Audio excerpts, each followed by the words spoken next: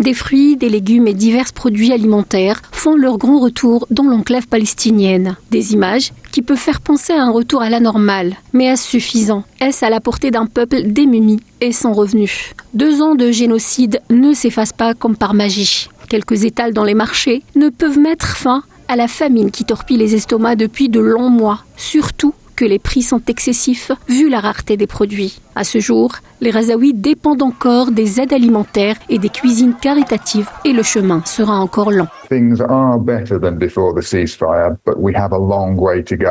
La situation s'est améliorée par rapport à la période précédant le cessez-le-feu, mais le chemin est encore lent. Un soutien continu est plus important que jamais. Nombreux sont ceux qui dépendent de l'aide alimentaire, du pain des boulangeries, des repas chauds, des soupes populaires, mais les gens aspirent à des produits frais, de fruits, de légumes, de viande, des produits laitiers et des œufs.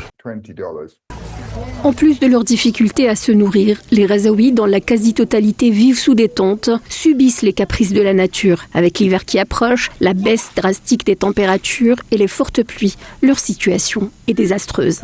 Gaza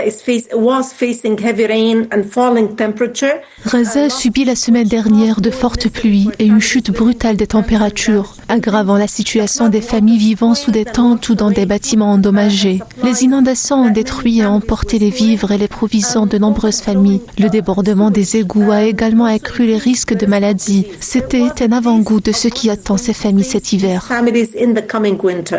L'entrée en vigueur du cessez-le-feu n'empêche pas l'entité sioniste de violer continuellement l'accord. Ces derniers jours, plusieurs bombardements ont coûté la vie à des dizaines de Palestiniens.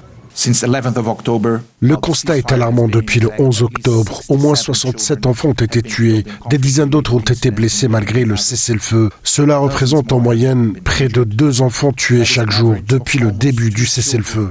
Rareté des produits alimentaires, dépendance aux aides, absence de ressources financières, logés sous des tentes, violation quotidienne du cessez-le-feu, le génocide razaoui n'est clairement pas terminé. Et telle une explosion nucléaire, ses répercussions se feront encore ressentir sur des générations.